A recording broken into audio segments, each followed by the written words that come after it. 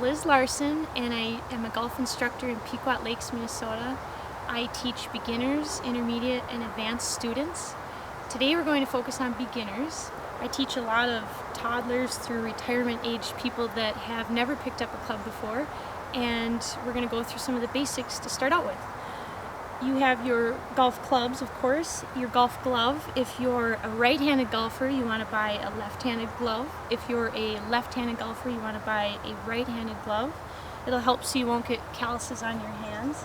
You have a golf towel, which is essential when you're playing on the course, just to keep your clubs clean and your grooves wiped off while you're playing. And of course, golf balls and golf tees, and you'll learn everything just by being around other golfers on the range or at the course. So the first thing we're going to go over is our stance, and I have a ritual that I do with my kids, my adults, my retirement group, and you put your feet together, shoulders back, feet shoulder width apart, so as wide as your shoulders. Put your hands on your hips and roll your butt out. Bend your knees slightly, so from the side it looks like this. Roll your butt out so you feel this muscle. Bend your knees a little bit.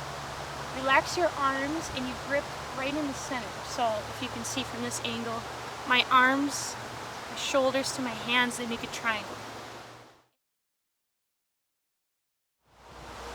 And you want to make sure that your shoulders are back, so no slouching. When you start slouching, your posture is incorrect and you'll grip the club at a wrong angle. So if you want to get lower to the ball, you just hinge your body forward instead of slouching.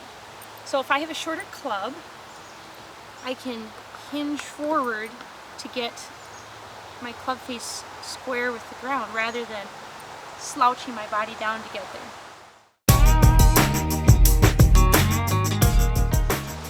Irons are your lower lofted clubs, and then woods typically are made out of a metal and they have a very flat face.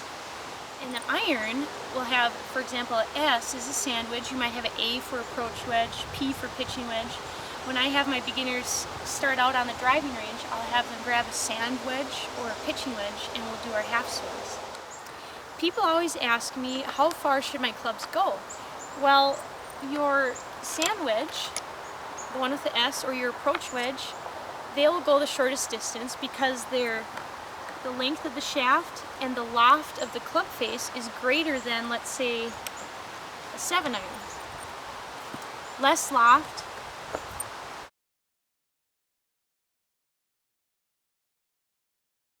and the length of the club shaft is longer. With the sand wedge, you'll swing more upright, and then with the 7-iron, it's more of a sweeping swing. You'll just take a little bit longer backswing.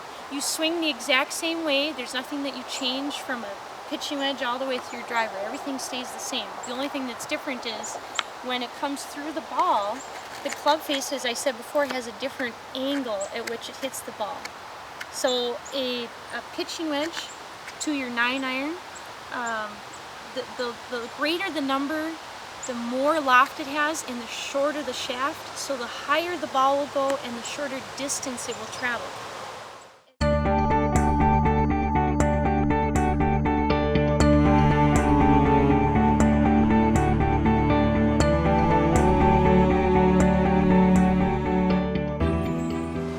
As you move up to the smaller numbers, so let's say a 3-iron, for example, will go much farther than your pitching wedge or your 9 or your 10-iron. And the distances between each club is about 10 yards. So between my pitching wedge and my 9-iron is 10 yards, my 9-iron and my 8-iron is 10 yards.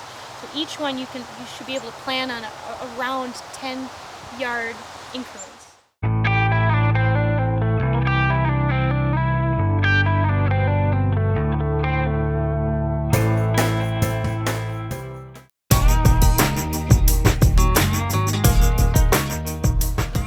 Proper grip on your golf club is in your fingertips. So from the groove of your fingertips rather than gripping in the palm of your hand. Some people will grip too, I call it meaty, they grip too much in the palm of their hand and it slows down their golf swing.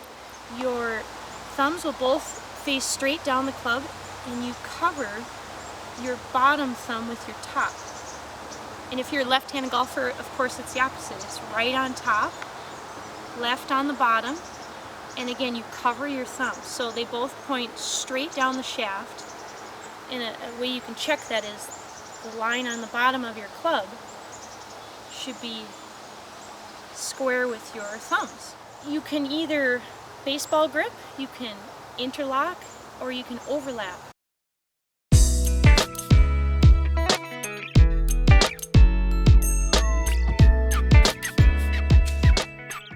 And a lot of my little kids, I'll have them baseball grip. Many of the adults interlock. That's a very common grip. Some people do overlap. So let's start out with interlocking. That's actually what I do. And if you're a right-handed golfer, on a half swing, you want to take the club, starting from the middle in between your feet, drag the club back halfway. So hip height, my left arm is straight, my right arm is slightly bent. So if you're a left-handed golfer, your right arm is straight and your left arm is slightly bent. Then on the way through, you finish with the club at your opposing hip, and your other arm is straight, left arm is bent. Left-handed golfer, the opposite.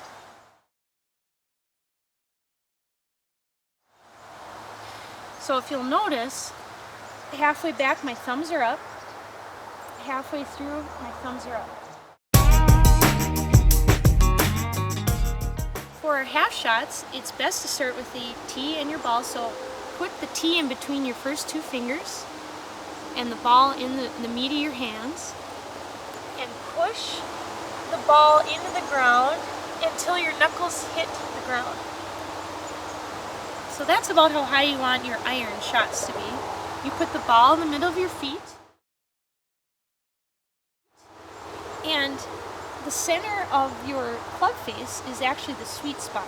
So line the sweet spot up with the ball. I'm going to choke down just a little bit, and that means moving towards the club face, because I'm going to take a half shot instead of a full swing. So I'm going to go halfway back, stop, hip high, through, and I pose. You always hold the finish, even on a half shot.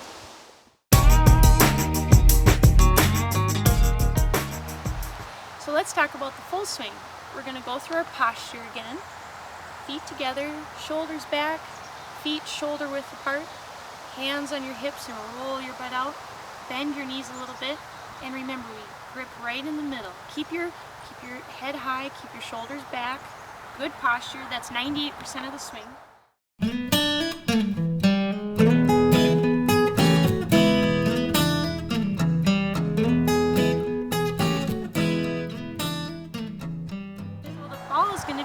Of our stance with a pitching wedge all the way through our 5-iron, and I'll go over that in a little bit.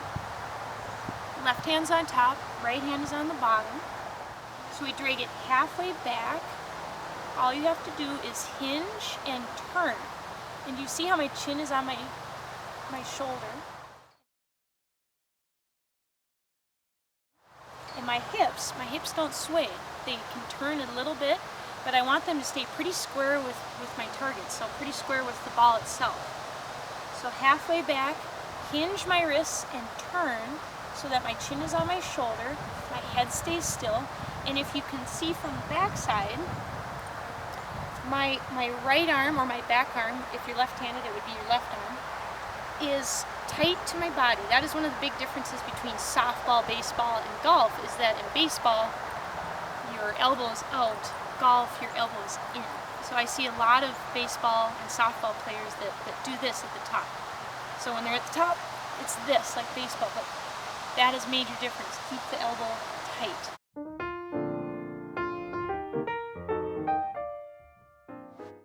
And I'll show you a drill for that later too. So top, chin's on my shoulder, my hips are pretty square. On the downswing, if you're a left-hand dominant person, so a left arm, left hand dominant person, at the top of your backswing, you want to pull through with your left side. So keep your left side in charge of your swing. If you're a right-hand dominant person swinging from the right side, you still want to pull with your left shoulder, but you want to feel your right hand pushing through the ball, down the line. So whatever is your dominant side, make sure that it's in charge on the downswing. So I swing through the ball, my right arm is straight, and I turn so that my belly button faces my target, and also so that my hands finish left of my left ear. So of course opposite if you're left-handed. But my hands finish around my body.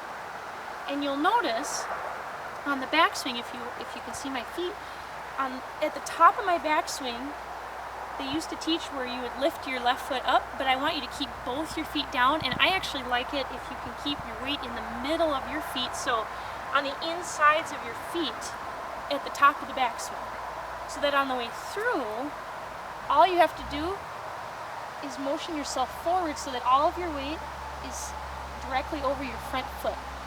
So you turn through, all of my weight's going to shift forward, my shoulders, my hips, everything is over my front foot, and of course my back foot comes off the ground. And you just pose.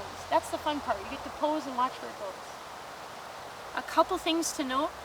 Keep your head down as long as possible. So after I hit the ball, I still want my head to be down, down, down, and then look up. A lot of people will look up too quickly, and if you tend to hit the ball thin, it's probably because you're looking up too fast. You're too anxious to see where it goes. I wanted to go through that drill for my softball and baseball players out there. Take a club face cover, put it underneath my back arm, and when I take my back swing, do you see how the club head cover stays underneath my arm the entire swing?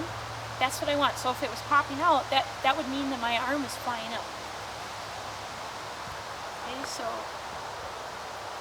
my backswing, my club head cover is still underneath my arm, my chin's on my shoulder, I swing through the ball, and then the club head cover comes out.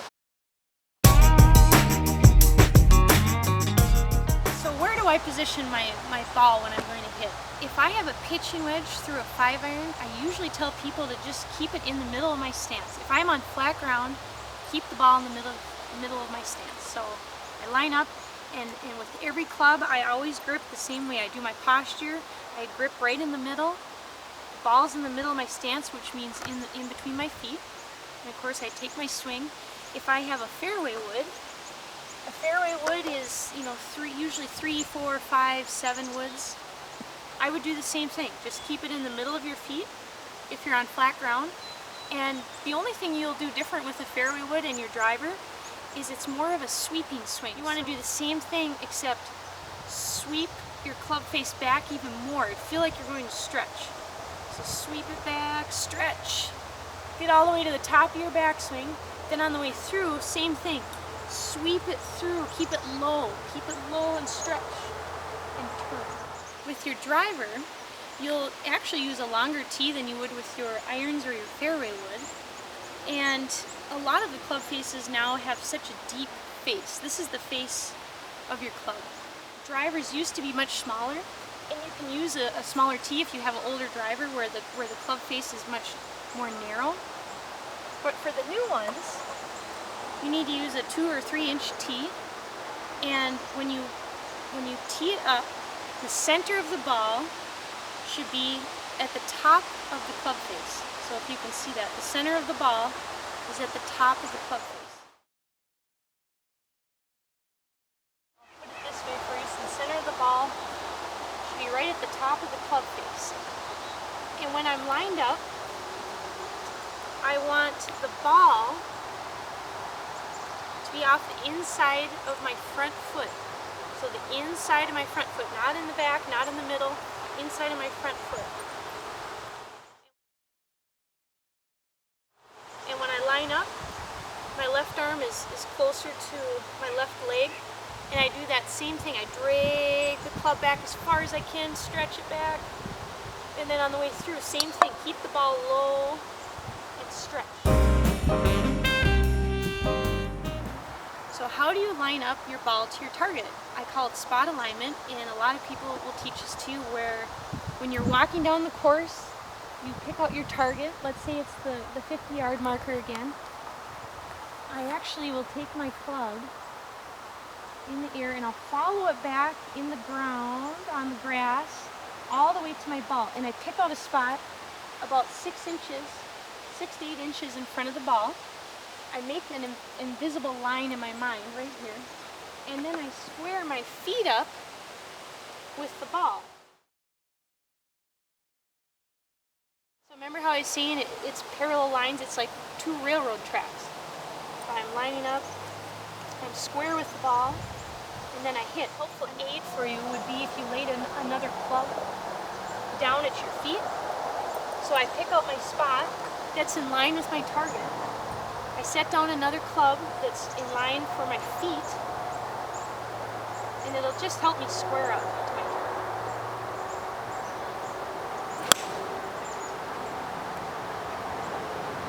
Just like that.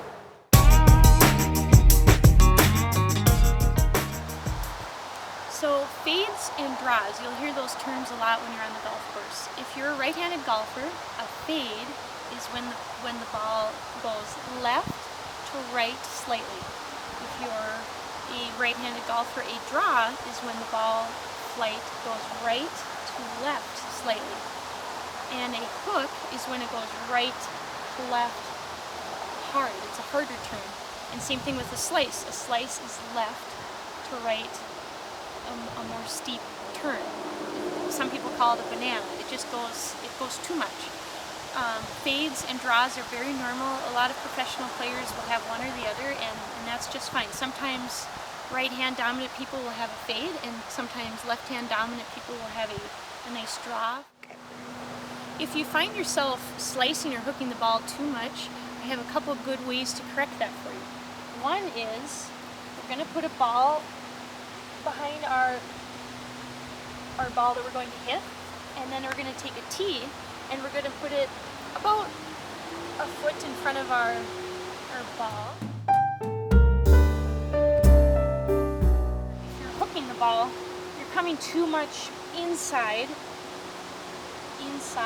to outside, so drag the club straight back, get to the top of your swing, and then on the way through, try to finish with your club face over that front tee.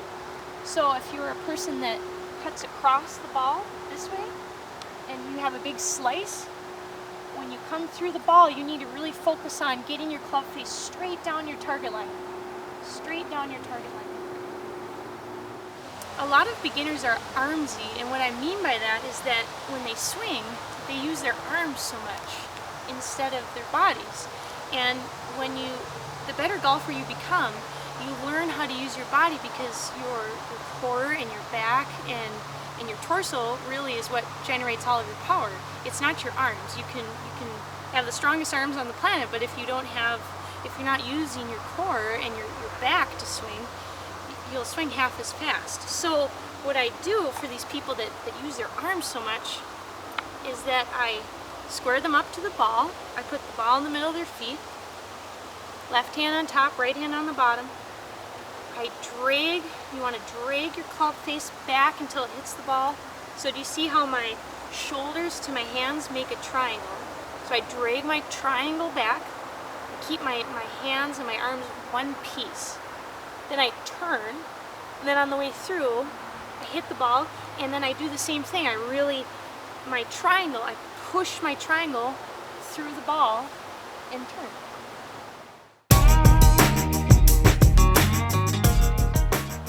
The key to a good golf swing is having good tempo. You want to be able to repeat the same swing every time. It's all about repetition, muscle memory, and of course, if you can practice, that helps. How you develop good tempo is practice taking a nice slow backswing. Okay, so drag your triangle, shoulders to my hands, drag my triangle back, slow. So I take a slow backswing, and then on my follow through, as soon as my chin hits my shoulder, I swing through fast, not hard. I don't want to feel tension. I swing back slow, and then fast through. And then of course you pose at the end. but develop a good tempo by slow back, slow, slow, slow, and then fast through. So as soon as your chin hits your shoulder, through the ball. And you want to be aggressive, but you want your hands to be light. So when you're gripping your club, feel like you're holding a bird. It's just nice and soft as you can be without throwing your club. That's so important, because if your arms and your hands are relaxed like noodles, your core and your back will just whip your hands right through the ball, and you'll swing so much faster, and the ball will go so much further. So golf is all about geometry, parallel lines, triangles, shapes, and you try to keep everything, as I was saying, in pieces. So start out with a triangle. When we get to the top of our backswing, the club shaft should be parallel with the ground. And then if you look from this side, when I get to the top of my backswing, the club shaft is parallel with the ground, but it's also parallel with my feet and with the ball. My ball is lined up at the 50-yard marker, but my feet are actually, quote unquote, left of the marker. So I don't line my feet up to where I'm trying to go. I line my ball up with where I'm trying to go. And a lot of people, you'll see people doing this. Please don't do that. Because you actually want to be parallel with your target line. You're not aiming your legs or your body at your target line. So when you get to the top of your backswing, it's parallel lines. Your club shaft is parallel with your feet and with the ball. And then on the way through, you hit the ball right down your target line.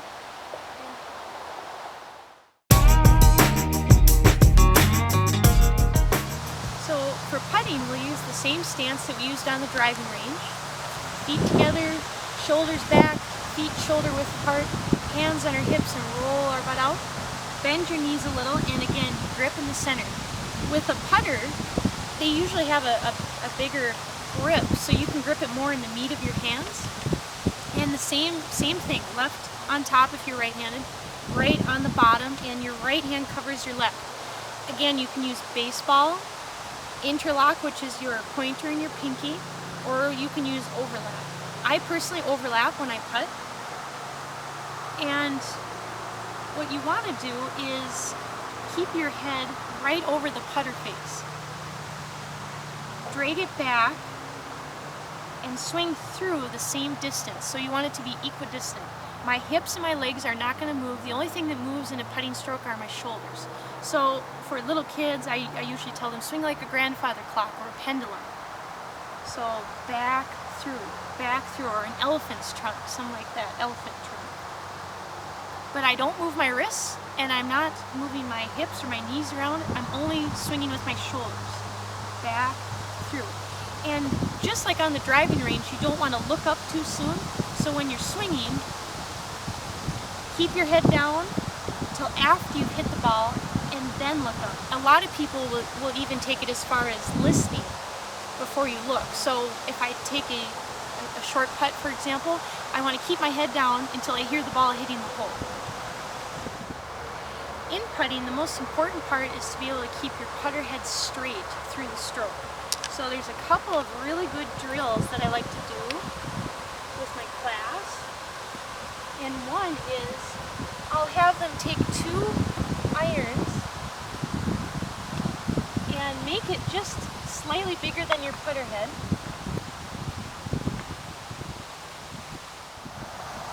And you're trying to avoid twisting your putter head one way or the other. A lot of people will actually come through the shot and they'll do this like they're on the driving range. You want to keep the putter head square the whole time. Even at your finish, keep it square, straight down your target.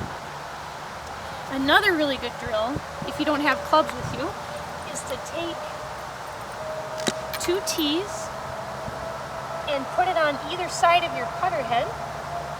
Give it a little bit of space, and then do the same thing. In middle of your stance, swing your putter head through the tees. So just practice keeping your line straight, and when you finish again, keep the face of your putter head square right down your line. Third way is you can take a flag stick and set it down on either side of your putter, do the same thing. Follow your club down the flake stick. Some people actually like to take a ruler too, and you can put your putter above the ruler or the flake stick. Practice keeping it down a straight line, or you can go on this side. All really good drills to help you practice.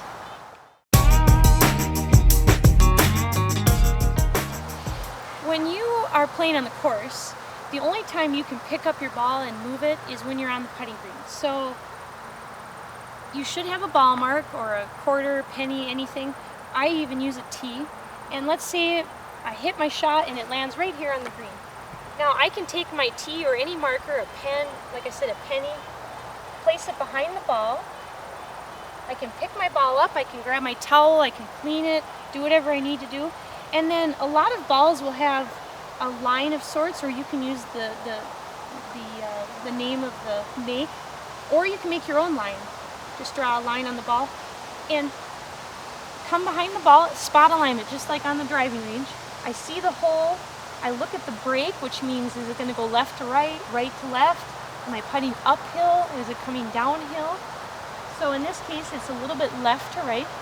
I want to take the line on my ball and line it up with the direction I'm trying to head. So if I want to be a little bit on the left side, some people will say aim one ball or two balls to the left, then I line it up and I aim it. I pick up my ball mark. Once my ball is down, place it back in my pocket. And you always should take one or two practice swings just to get a feel for the distance that you're trying to travel. And you line up. Make sure that the line on your putter is square with the line on the ball and also square with your target, wherever you're trying to aim it. Every putt is a straight putt, so don't try to move your body or your putter to get it where you're trying to go. Putt it straight down your target. So I line up, back and through. And low. On short putts, you want to focus hitting through the hole. So back of the hole, you'll see little blades of grass, and you want to pick out one or two blades of grass in the back of the hole. If you leave it short, you're never going to make that putt. So you always have to hit it a little bit firm, and if you miss, it should go roughly 6 inches past the hole.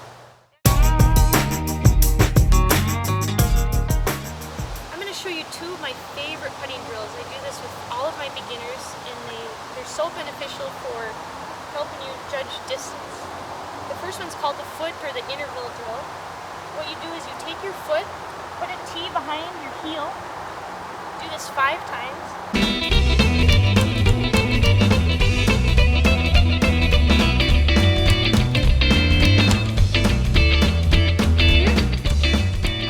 So you don't put the balls on the tees, you put it next to the tees.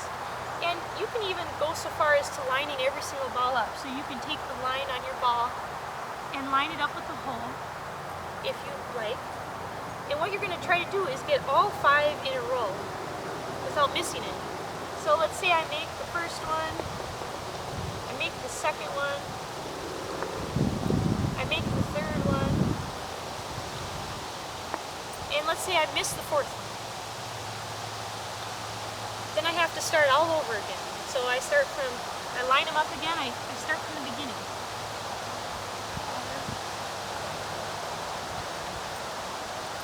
And I repeat this until I have all 5 in a row. Then what I have my students do is 2 feet apart. So I'll take out every other tee and repeat the process. If you are good enough to make all of these shots, then try 3 feet apart. My other favorite putting drill is, I call it the circle drill. I set up a circle about the same circumference as a hula hoop, and what I have my students do is putt long putts to the hole, and I want them to keep it inside of the hula hoop, because when you're playing on the course, if you have a long putt, your goal is to get it in 2. If it goes in on 1 shot, that's wonderful, but try to get it close enough so that you have an easy second putt.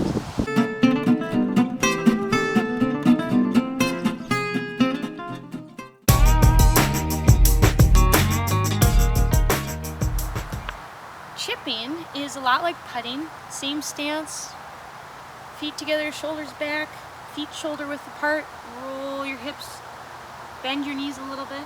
Now, putting, we grip in the middle. With a chip shot, you want your feet a little bit closer together, so take your back foot, slide it closer to your front foot. Take your front foot, step it back just about a half an inch. Now the ball will be off the inside of your back foot, and your hands and your weight will be forward on your front foot. So 60% of your weight is forward on your front leg. And when you're chipping, it's just like a putting stroke. So when we were putting, we had the nice pendulum, we didn't break our wrists. Same thing with chipping. It's a pendulum motion. We swing through the ball, and our left arm, if you're right-handed, our left arm stays straight. So if I had a watch or my glove on, I want to push that arm right down my target line. That is a huge problem for beginners. A lot of people will do this. They'll break their wrists, just like they maybe would on a driving range, but you have to focus on keeping your left arm, your front arm straight all the way through the target line. And a really good way to practice keeping it straight is if you choke up on the club and you put the club behind your left arm or your front arm. When you're swinging, you see how my club stays behind my arm and it doesn't hit my body? If I was to break my wrist or bend my wrist, I'd hit my body. So try to keep your arms straight down your target line. It's a pendulum that's pushed forward. The reason why we put our weight and our hands forward is because we're trying to get the ball to roll. So we want it to have less air time and more roll time. If you have a sand wedge or a pitching wedge, it'll go halfway in the air and the other half of the time it'll roll. So from me to the pin, halfway in the air, the other half will roll. If you have and it goes up from there. If you have a 9, 8, 7 iron, it'll be in the air less time and it'll roll a greater distance. So if you have a 7 iron, you probably would land it about here on the green and it would roll all the way to the pin.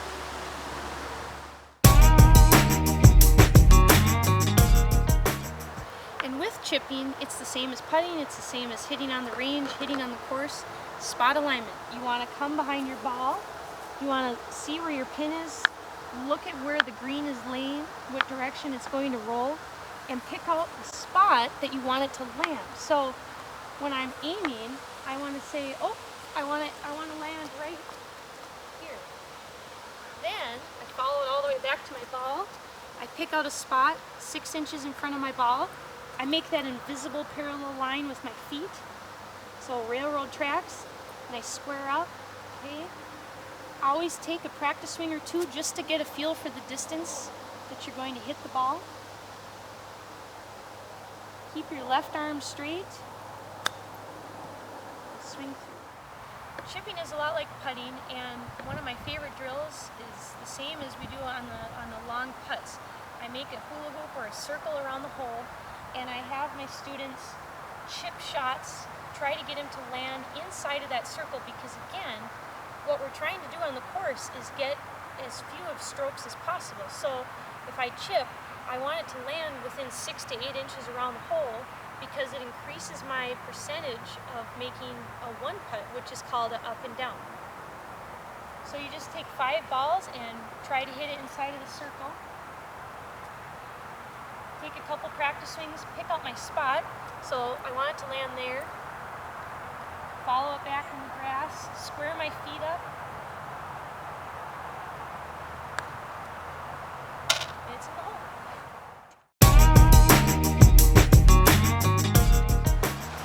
In a sand trap, you have to be careful not to ground your club, whether it's in the fairway or right next to the green. You can take a practice swing, but you can't let your club hit the sand. If you do, it's a penalty, it's a stroke. So sand traps are different than pitch shots, which is a 30 to 50 yard approach shot, and a chip shot, which is a shot that is right next to the green. Sand shot, you take the pin, follow it back to your ball. Okay, so I'm going to make a line in the pin.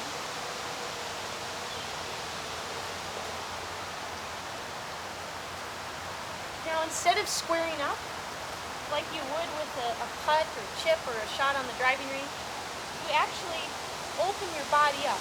So you have about a 45, 30 degree angle. Now when I swing, I always want to swing with my body. So I'm swinging parallel with my body. Ball's in the middle of my feet because I have a flat lie. And when I hit a sand shot, you want to feel like you're taking either a goose egg or a dollar bill out of the sand. You're going to hit about an inch behind the ball, and you'll come out about an inch through the ball. So picture a goose egg. When you're swinging, you want to hit down on that goose egg so that you're landing inch behind, inch out. And what it's doing is it'll just fluff the ball off of your club face and land it softly next to the pin. Open up my club face so it's square down my target line. I open up my body and I swing with my body.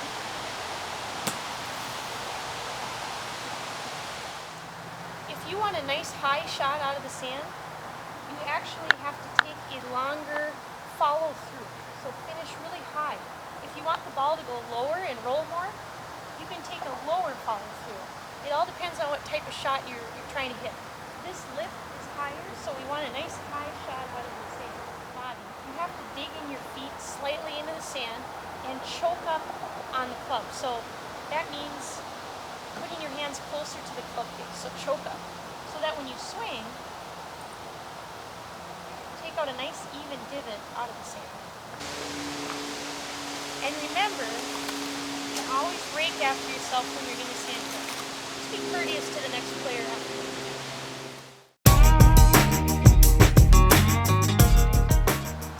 A little bit of course etiquette for you. This is a tee box, and these are your tee markers.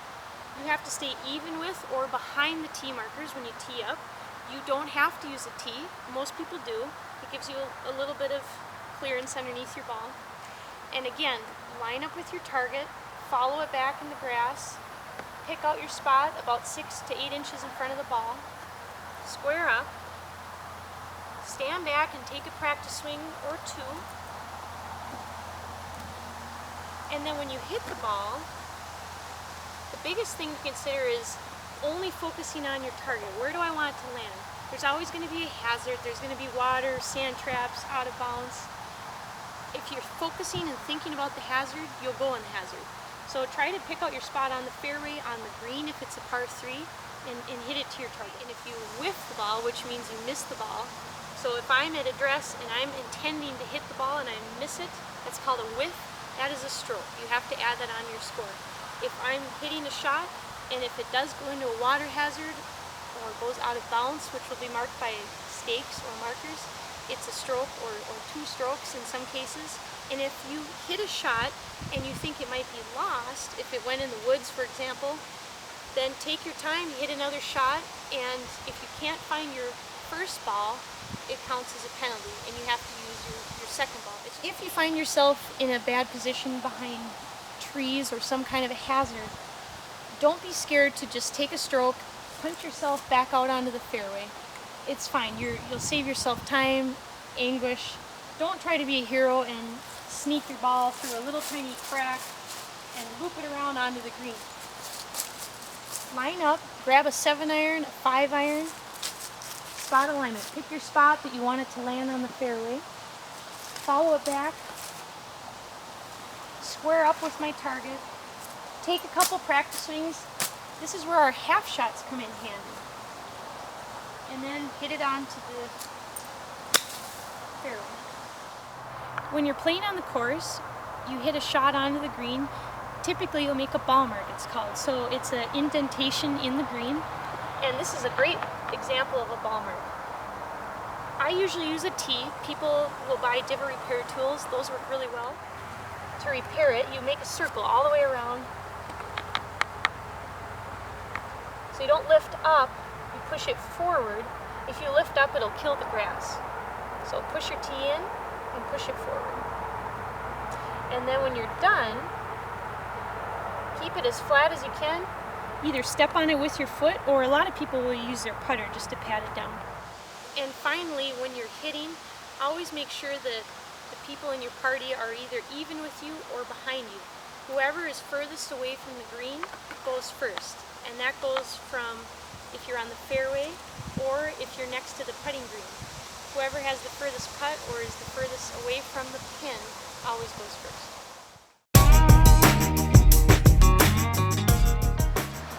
Children, as no surprise, have a lot of natural flexibility and, of course, strength. And Sierra is 7, but I teach kids that are 3 and 4-year-olds as well. And a lot of times, with the little tiny ones, what I'll have them do, put your left hand on top, right hand on the bottom, is spread your feet on shoulder width apart. I'll have them start at the top of their backswing, right here. So I just tell them, swing like a baseball player. You know, get your stance and your club ready like you're going to hit a baseball. Except, of course, keep your elbow in. But otherwise, I have them start at the top of their backswing, and then I have them take a regular swing, which surprisingly enough is very natural for most little kids. And then all they have to work on is following through and finishing with their hips and their shoulders over their front foot. So their belly button is facing the target, and all of their weight is forward on their front foot.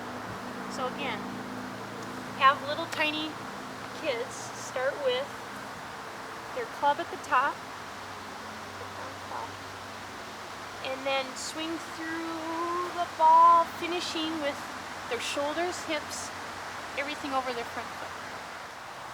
With little kids, I also will let them grip like a baseball. So it's called the 10-finger grip. That means all 10 fingers are on the club. So I usually don't have little people interlock or overlap. It's just hard on their fingers. Now the club, remember the very bottom of the club face has to be perpendicular with the ball. And I always tell them to kiss the ball. So put your club face right next to the ball. You get as close as you can without touching it or moving it, because when you're on the course, if you touch or move the ball, it's a stroke. So the bottom of your club face is square, right next to the ball. And then when kids swing, a lot of them will move their left foot. So go ahead and take a swing.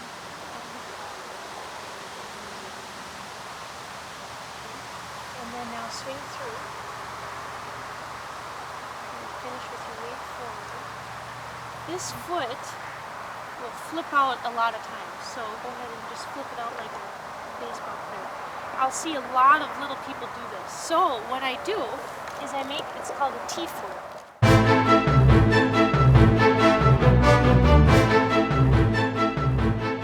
You have to keep that left foot pointed right at me the whole time. So go ahead and line up again. So you go halfway back, you hinge, you turn, your chin's on your shoulder. Now Sierra's going to pull through with her left shoulder, and then when she finishes her swing, turn, moves.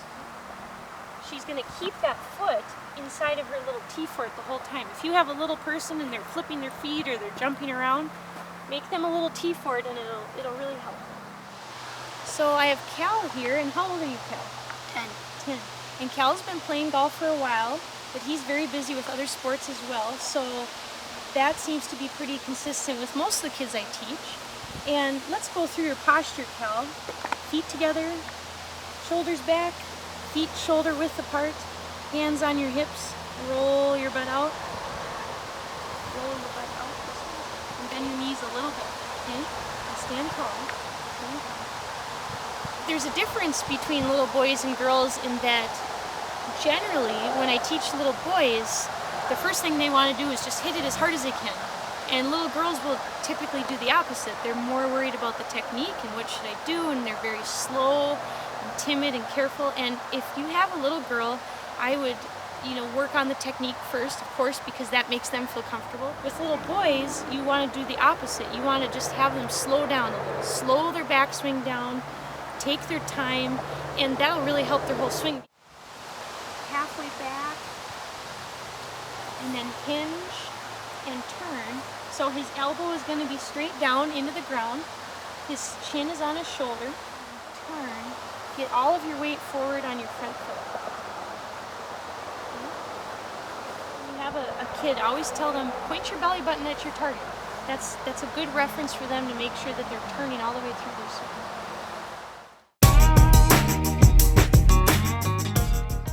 I have V here, and she was one of my beginners from the spring, and we had a really fun time, a great class, and she had a great question for me.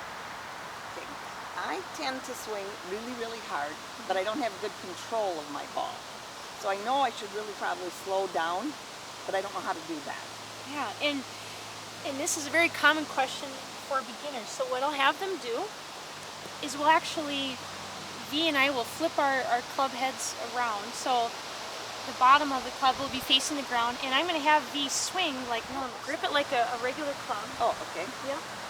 Left hand on top, right hand on the bottom. Okay. Now I want V to swing through the ball, and I want to hear a loud swishing noise between here and here. So this is your power zone. This is where you want all your power to be generated. If we hear a swishing noise up here or here, that's incorrect. She's losing power. It has to all be in here. So go ahead, just try a couple. Slow backswing and a fast follow through. Good, so I can hear a lot of it in here. So I want you to get more okay, power. which means I did what? Which means you need to slow down more, and then I want you to swing through faster. Slow down as I'm coming down? No, slow down on your backswing, oh. But on the follow through, swing through faster looking at your tee. So try to swing through faster as you're coming through the ball. Slow backswing, and then swing, pull through. There, that was better. Right here. Try it one more time. So when you get to the top of the backswing, stop at the top of the backswing. Keep your foot down. I want V to pull through with her left shoulder, okay? That'll give her a little more power. Pull through. Perfect. That was nice. That was good. V is going to help us line up, but she's going to help show where we should be above the ball. So we want the ball again to be in the middle of our feet. The putter face should be in the middle of the ball. And I always like to take the line on the ball and line it up with my target. Okay, so she's got good posture. Now, if I put a ball in between her eyes, they actually should land on the ball. So let's see where they are the first time. So she's back. That means she has to move her body forward just a little bit. Okay, we'll test it again. Closer. So now this time, here, just yep. Perfect. That's exactly where you want to be. You want your head to be right over the ball, because when you look down your target line, you want to see right where the ball is going to go.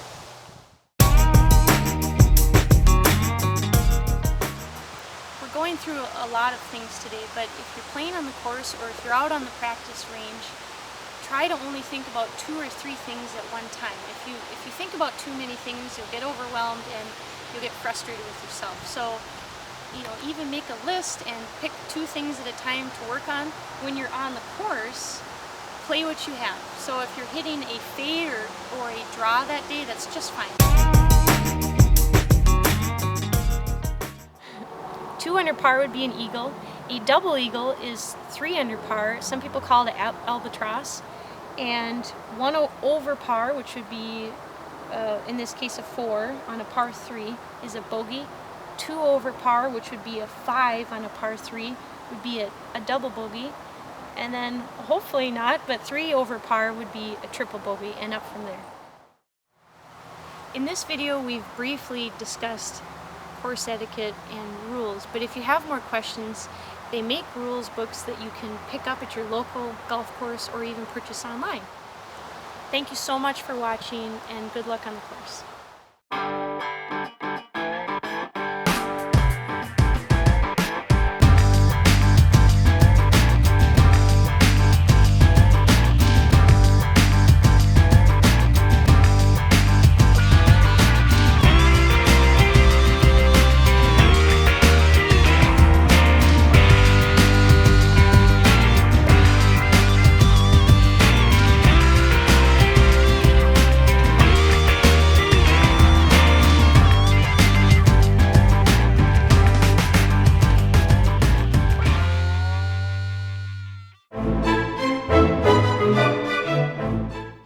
Go.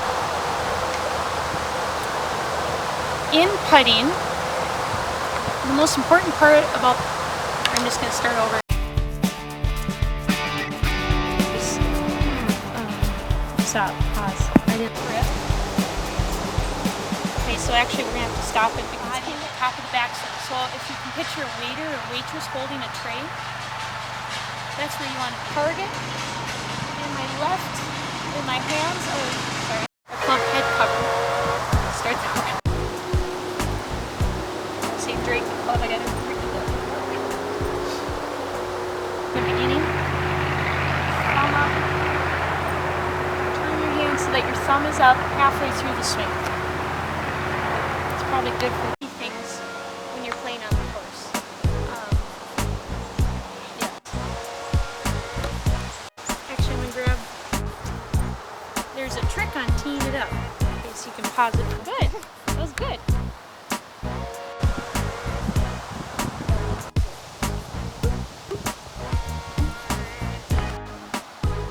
Chill.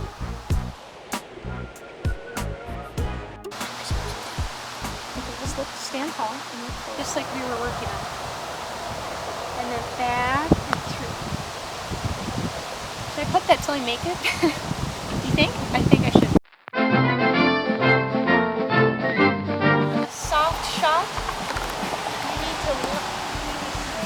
Actually, start that part over. There's one other thing I want. Shot. I'll have an easy shot to the green rather than a possible. I didn't say the last part right. The way to speed up play. One more thing I want to talk about. Par, which would be, for example, a 2 on a par 4 is a double birdie, and then that's not a double birdie. You said it wrong. 2 under par would be an eagle. Yeah, I stopped. Thank you so much. Let's see. Thank you so much for watching. I am screwing it up.